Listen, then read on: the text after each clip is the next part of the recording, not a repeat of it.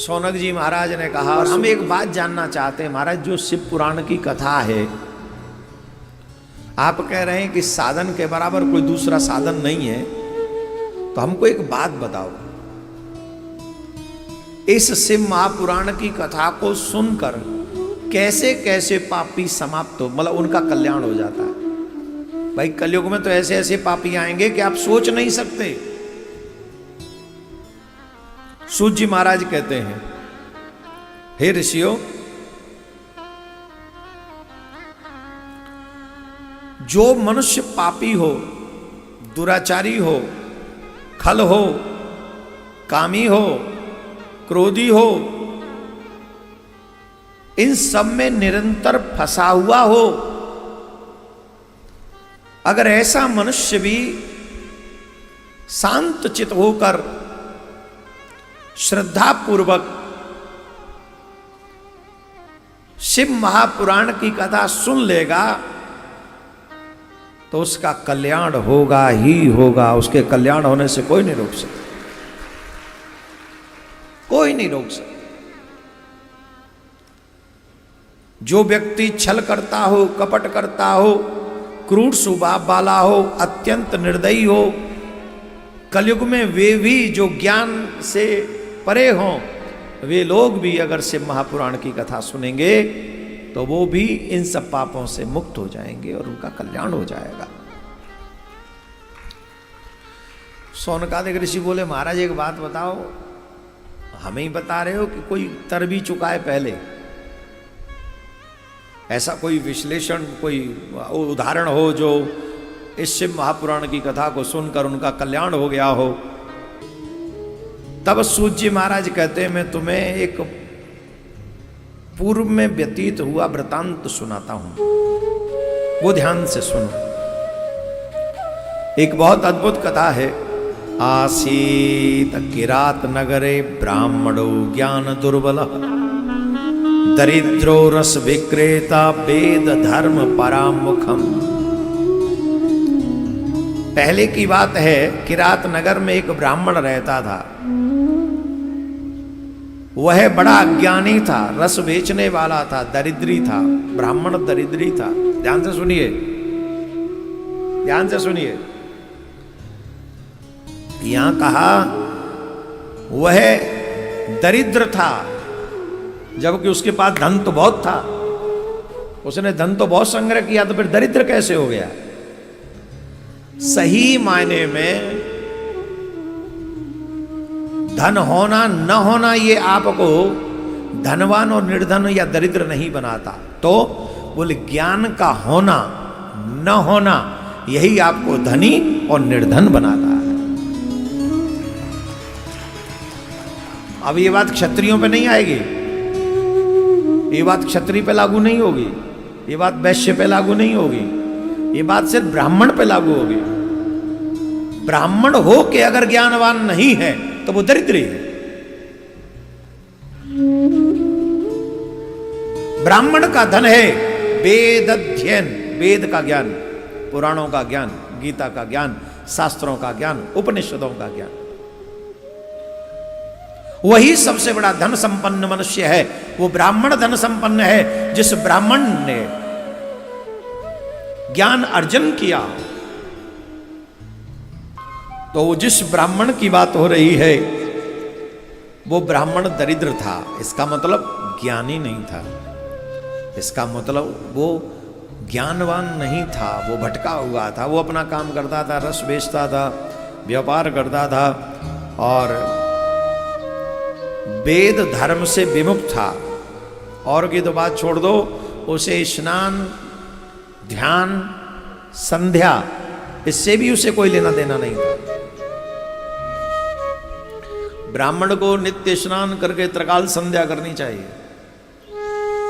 ब्राह्मण स्नान करे और त्रिकाल संध्या करे तो बड़े से बड़े विपत्ति को वो उस त्रिकाल संध्या के बल पे नष्ट कर सकता है, बड़ी से बड़ी विपत्ति को। परंतु हम लोग आलसी होते जा रहे हैं, हम लोग भटकते हुए जा रहे हैं, हम लोग क्या होगा इन सब चीजों से, ये इस भाव के साथ हम आगे बढ़ रहे हैं जो हमारे लिए दुखदायक है, कष्टप्रद है। और आप लोग भी समझ लीजिए, इस संसार में सबसे बड़ा अगर बल कोई है तो वो भजन का बल है। आपके पास भजन का बल है तो दुनिया झुकेगी आपके आगे, संसार झुकेगा आपके आगे। जितना भजन का बल बढ़ा लोगे, आप सम्मान यहां भी पाओगे और वहां भी पाओगे। कोई रोकने वाला नहीं है, कोई रोक नहीं सकता है माय डियर।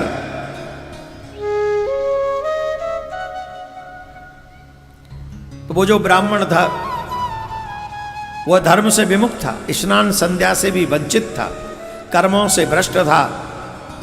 और की तो बात छोड़िए, वो वैश्या के साथ में भी लिप्त रहता था, वैश्य प्रवृत्ति से लिप्त था वो।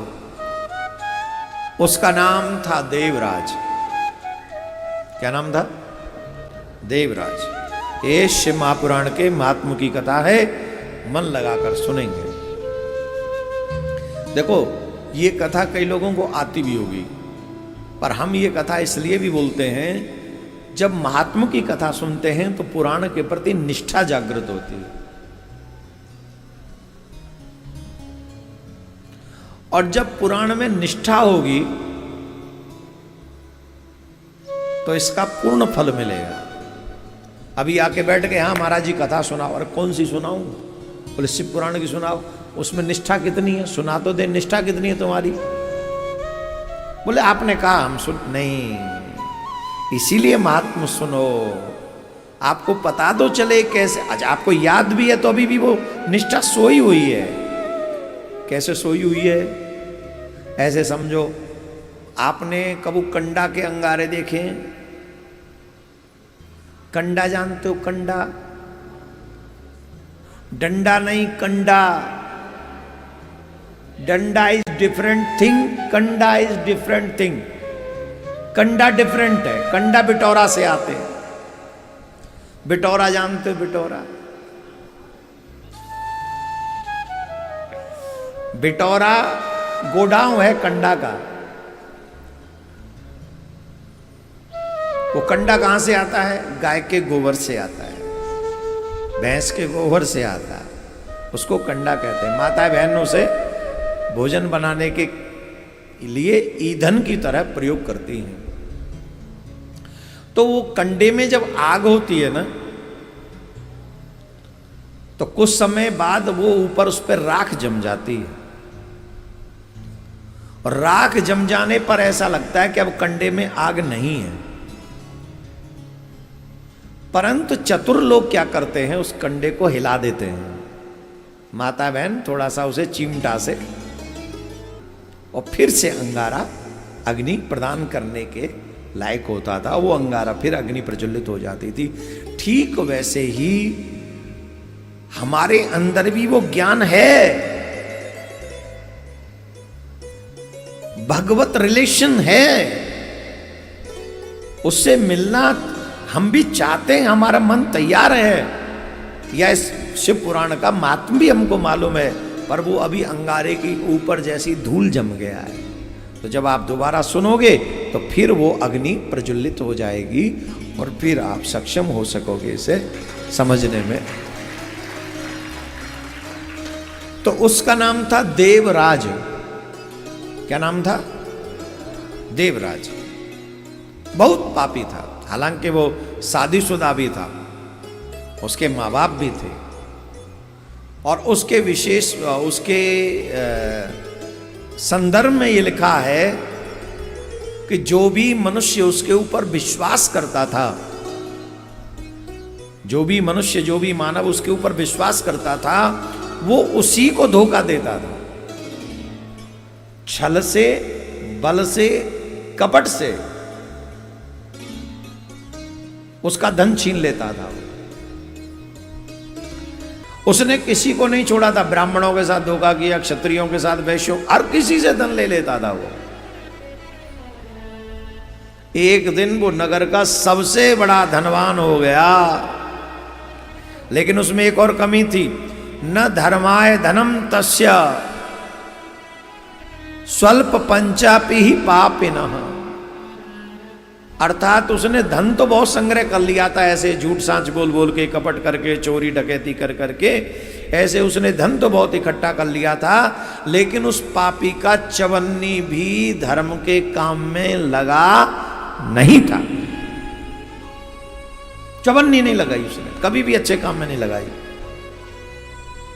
एक दिन वो सरोवर पे स्नान करने के लिए गया, ऐसे ही कई बार चल देते हैं ना, चलो, तो सरोवर पे स्नान करने के लिए गया। उसी नगर में एक वैश्या रहती थी, उसका नाम था शोभावती,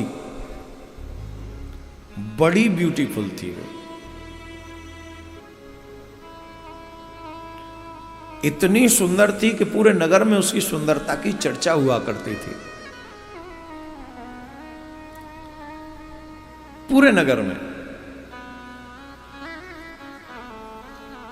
तो वो शोभावती भी अपनी सहचरी के साथ, अपनी सखी के साथ में उसी सरोवर पे वो स्नान करने के लिए आई थी, वहां स्नान कर रही थी, वो भी स्नान कर रही थी। अचानक से स्नान करती हुई शोभावती को उसने देखा तो देवराज का मन अट्रैक्ट हो गया उसकी तरफ, आकर्षित हो गया। अब वो घूर घूर के देखने लगा, नजरें छुपा छुपा के देखने लगा। तो वो तो थी ही वैश्या, तो उसने सहचरी से पूछा ये कौन है? बोले आप जानती नहीं इसे? बोले नहीं। अरे ये तो इस नगर का सबसे बड़ा धनवान व्यक्ति है। और धनवान का मतलब समझ ही गए। फिर अब जो ऐसा कार्य करने वाली होती हैं वो ये थोड़ी देखती हैं शकल कैसी है, सूरत कैसी है, कि सीरत कैसी है। वो तो देखते हैं कि इसकी बैंक बुक, चेक बुक कैसी है। वो तो चेक बुक, उनको धन से प्रेम होता है, उन्हें किसी के तन से प्रेम तो होता नहीं। तो उन्होंने कहा ये वो है? बोले हाँ यही तो है। अच्छा एक काम कर, तू जा। वो टाट कमंडल उठा के चली गई, मालिक ने कह दिया, वो चली गई। अब वो चली गई तो पीछे से वो अकेली वहां पर स्नान कर रही है। हाव भाव भंगिमा उसकी उसे आकर्षित करने के लिए, और कभी हंसना, कभी बालों को झड़कना, कभी साड़ी के पल्लू को डालना, आदि आदि ये सब चीजें जो दूसरों को अपनी तरफ अट्रैक्ट करने की उस समय वैश्याएं प्रयोग किया करती थीं।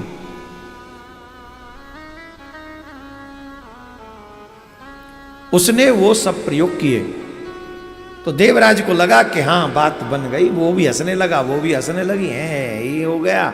तो वो उसकी हिम्मत बढ़ गई, वो जाके वहां खड़ा हो गया। तुम्हारा नाम क्या है? बोले मैं हूं जी शोभावती। तुम्हारा नाम क्या है? बोले मेरा नाम है देवराज। अच्छा मैंने आपके बारे में बड़ा सुना है। बोले हाँ हाँ, अच्छा ही हुआ सुन लिया, आइए हम लोग मित्रता कर लेते हैं। मैं ऐसे मित्रता नहीं करते। अरे जैसे कहोगे वैसे मित्रता करेंगे। बोले हम तो मित्रता का एक ही उसूल रखते हैं, धन मिले तो मित्रता करें। बोले स्वीकार्य है। अब तो महाराज वो व्यक्ति जो था देवराज, अपनी पत्नी को धन नहीं देता है, उस शोभावती को धन देने जाता है। इसी को कहते हैं विकृत मानसिकता। और ये मानसिकता बड़ी खतरनाक है। और इसी मानसिकता के चलते आज हमारे समाज में जो हो रहा है, इसी विकृत मानसिकता के हो रहा है। या तो पैसे का लालच है, या फिर काम ने अंधा कर रखा है, और अति का अंधा कर रखा है, जिसके कारण पत्नी भी पतियों को मार रही हैं, पति भी पत्नियों को मार रहे हैं। कई बार गृह क्लेशों के कारण लोग सुसाइड कर रहे हैं, फांसी के फंदे पे चढ़ रहे हैं, जो कि कभी ऐसे समाज में ये बात मान्य नहीं होनी चाहिए। ये अमान्य है, ये सहन करने योग्य बातें नहीं है, असहनीय है। इसलिए हमें पुनः हमारे समाज में शास्त्रों को लाना ही होगा, ज्ञान को लाना ही होगा अगर समाज बचाना है, परिवार बचाना है तो। अब वो अपनी स्त्री के पास कम रहता है, ऑलवेज उसी के पास में रहता है, उसी के पास में ज्यादा उसका आना जाना हो गया। जब उसका वहां ज्यादा आना जाना हो गया, धन वहीं देने लगा, तो वो धन दे देता, वहीं पे दे देता, और उसी के साथ रहते रहते पति पत्नी जैसा व्यवहार करने लगा।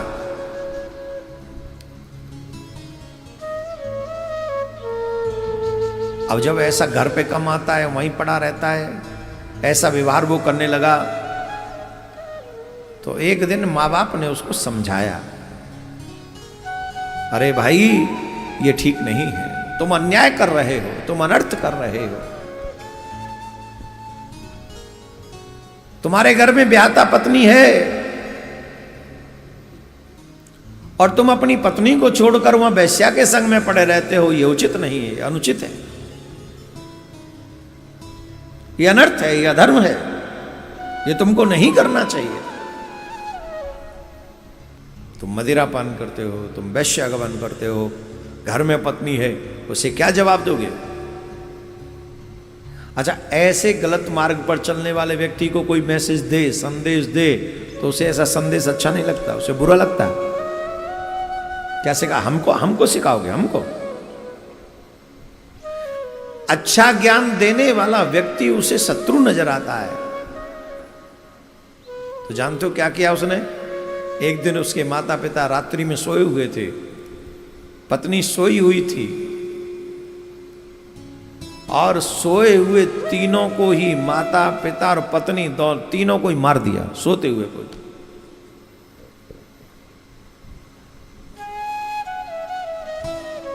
अच्छा, इस घटना को देख के तो ऐसा लग रहा है कि अभी हाल फिलहाल में ये घटना नहीं हुई, ये घटना तो पहले भी होती थी, और वजह वही होती थी, पति पत्नी और वो, यही वजह ना, पति पत्नी और थर्ड, तो वही वजह इस देवराज के जीवन में भी यही वजह आई।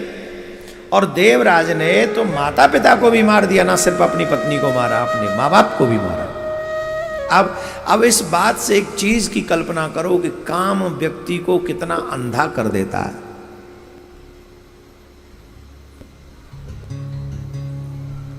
जब व्यक्ति कामातुर होता है, काम के अधीन होता है,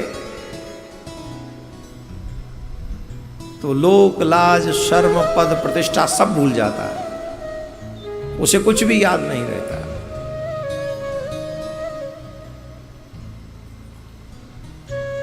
सब भूल जाता। अब कितना अंधा होगा वो आदमी, जिस आदमी ने अपने मां बाप को मार दिया सिर्फ उस वेश्या को पाने के लिए।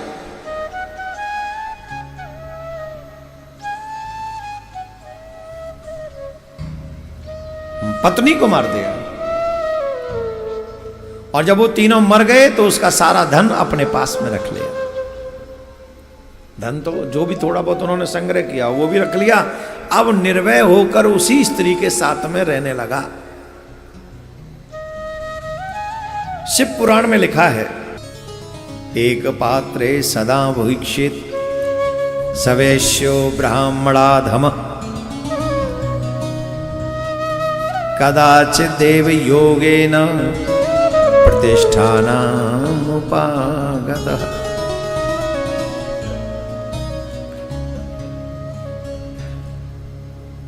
उस वैश्या के साथ वो एक ही पात्र में भोजन करता है। शास्त्र कहते हैं पति पत्नी को कभी भी एक पात्र में भोजन नहीं करना चाहिए। ये बात हम पहले भी बोल चुके हैं। और देखो हमारे घरों में मैसेज जाता है, एक पात्र में भोजन करने से पति पत्नी में प्रेम बढ़ता है। फिर तलाक कैसे हो गया?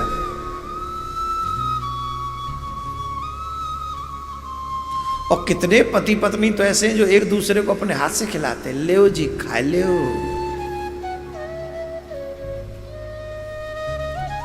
कौन कौन पति ऐसे हैं जो अपनी पत्नी को अपने हाथ से खिलाते हैं? पत्नी हाथ उठाएं।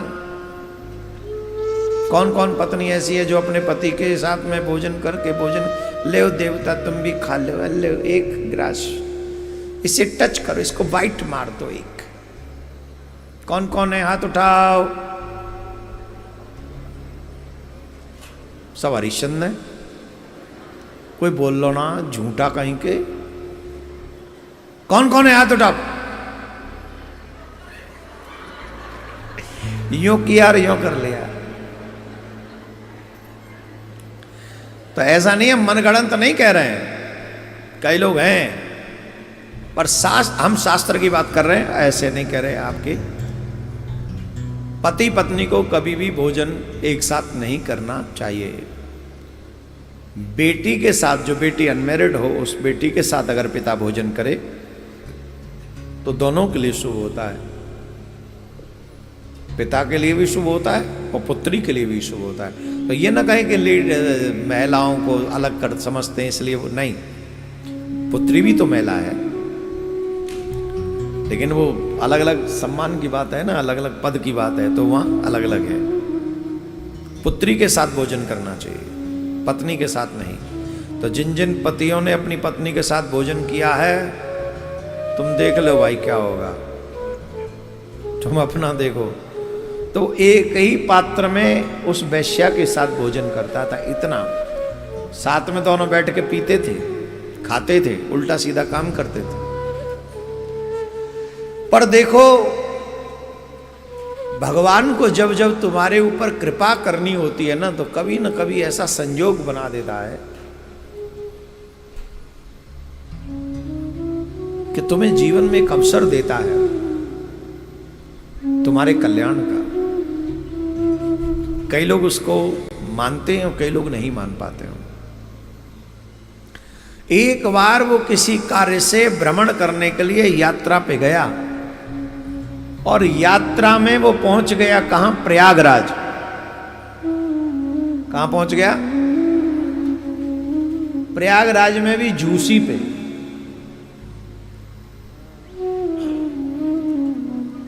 तो जब वो प्रयागराज पहुंचा, तो प्रयागराज में जब पहुंचा था तो उसका स्वास्थ्य अवरुद्ध हो गया, ज्वर आ गया उसे, टेम्परेचर हो गया उसे, ज्वर आ गया। और जब उसे ज्वर हुआ तो इतना हो गया कि चलने में असमर्थ हो गया वो। तो झूसी में उसे देवालय, मंदिर, शिव मंदिर दिखाई पड़ा, दृष्टिगोचर हुआ। शिव मंदिर, शिवालय। और वहां अनेकानेक साधु थे, संत महात्मा थे, अनेक। और अनेक संत महात्मा वहां बैठकर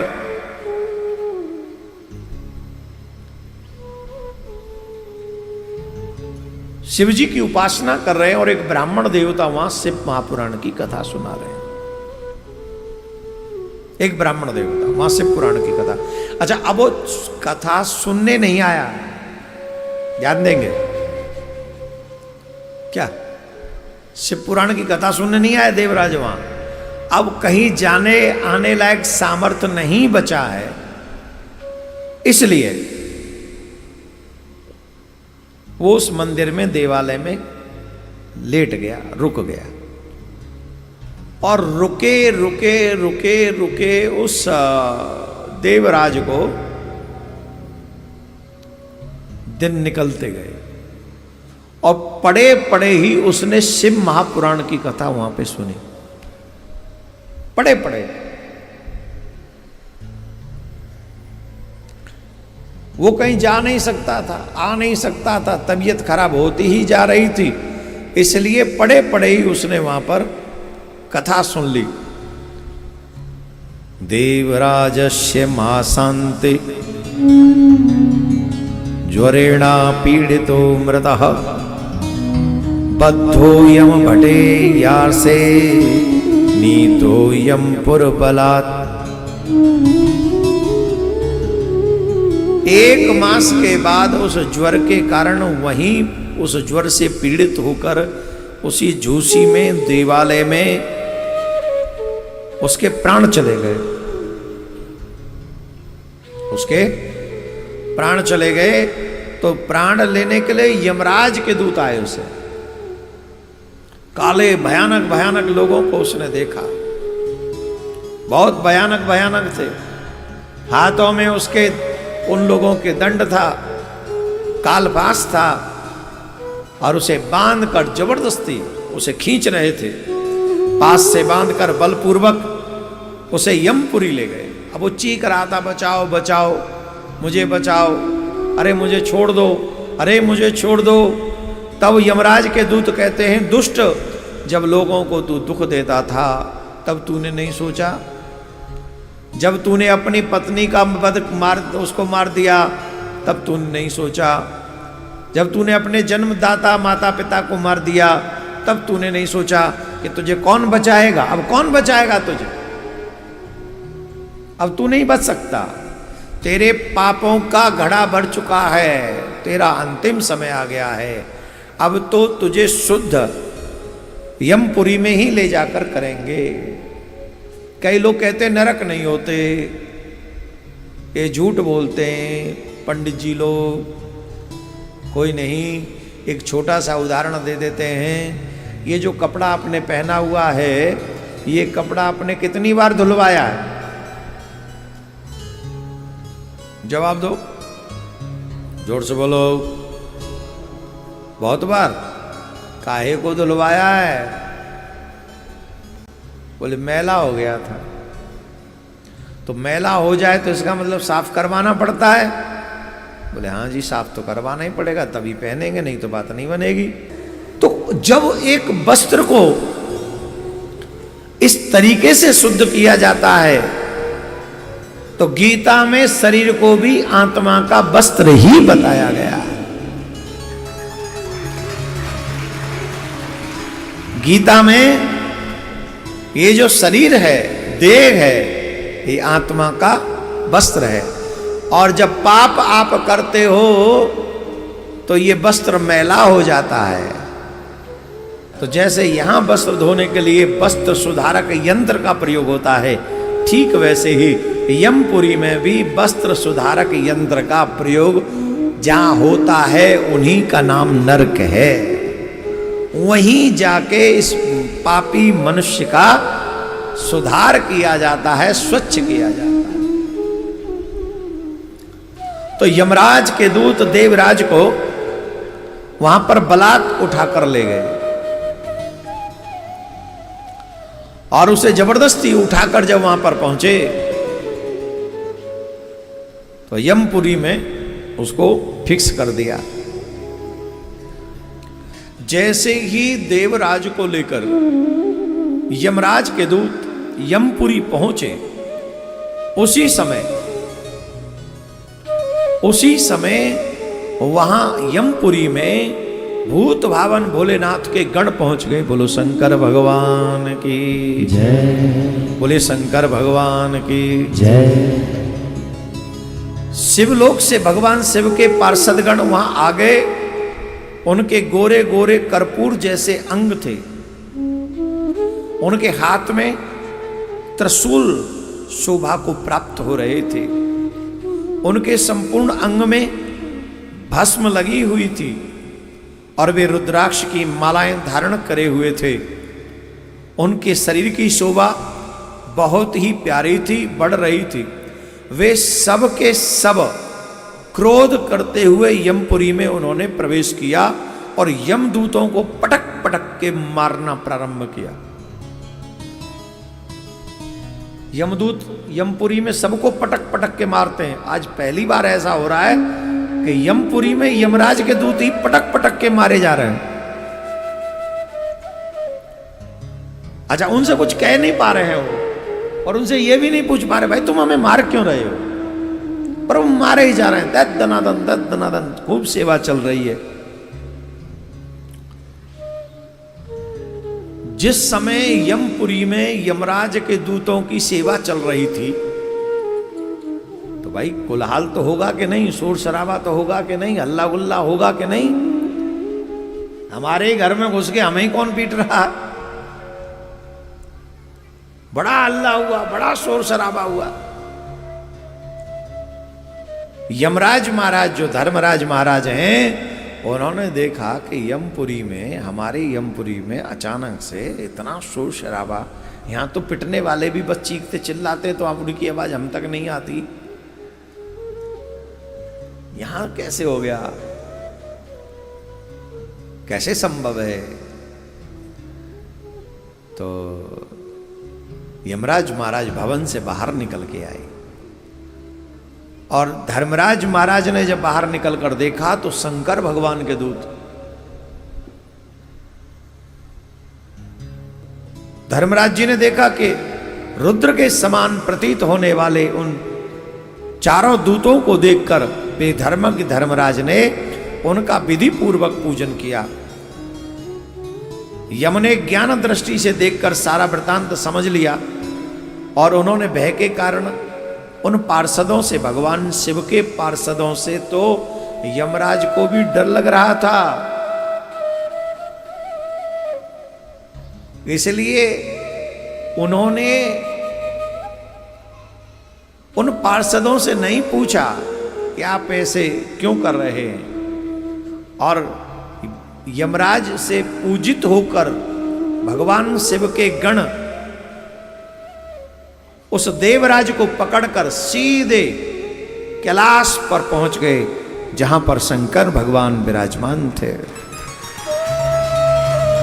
बोले शंकर भगवान की जय, बोले शंकर भगवान की जय, कैलाश पर्वत की जय, मैया पार्वती की जय, गणेश जी महाराज की जय, कार्तिकेय जी महाराज की, पूरा परिवार विराजमान है, नंदी जी महाराज की जय। वहां बड़ा आनंद था, बड़ा सुंदर समय था, अद्भुत।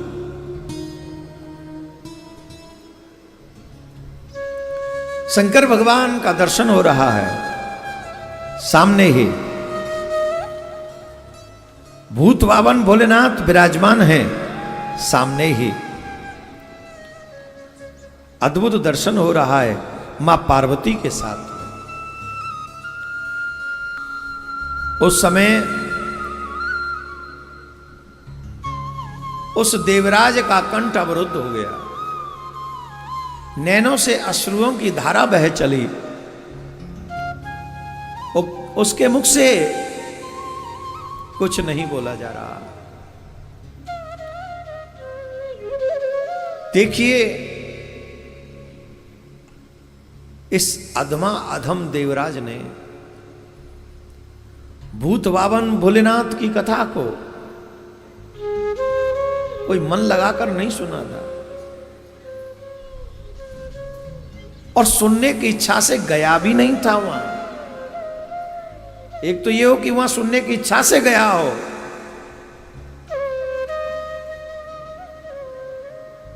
सुनने की इच्छा से भी नहीं गया था, बिना इच्छा के ही रोग से पीड़ित होने के कारण उसको वहां पर शिव पुराण की कथा सुनने को मिल गई। और उसके बाद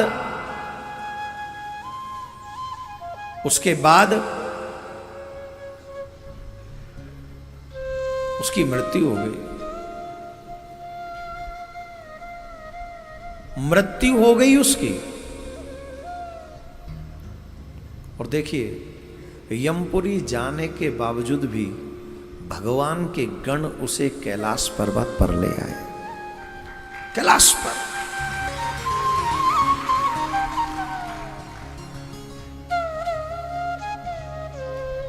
धन्या शिव पुराणस्य कथा परम पावनी, यस्याः श्रवण मात्रेण पापीयानपि मुक्ति भाव। धन्य है ये शिव महापुराण की कथा, जिस कथा को सुनकर देवराज जैसे पापी व्यक्ति की भी मुक्ति हो गई। देवराज जैसा पापी, क्या नहीं उसने पाप किया था। ब्राह्मण का धर्म हरण किया, क्षत्रिय का, वैश्य का, सबका। और तो और मां बाप की हत्या कर दी इसने, पत्नी का वध कर दिया इसने। वैश्यागामी रहा ये पापिष्ट। क्या छूट गया इससे? क्या बच गया इससे? क्या बच गया? इससे कुछ बचा नहीं। सारे प्रकार के पापों को इसने कर लिया था पापी ने। पर देखिए, शिव महापुराण की कथा को सुनकर देवराज जैसे पापी का भी कल्याण हो गया, वो मुक्त हो गया। ऐसे शिव महापुराण की कथा को हम सभी को मन लगाकर श्रावण मास के प्रथम दिन से 9वें दिन तक लगातार सुनना चाहिए। लगातार सुनते रहो।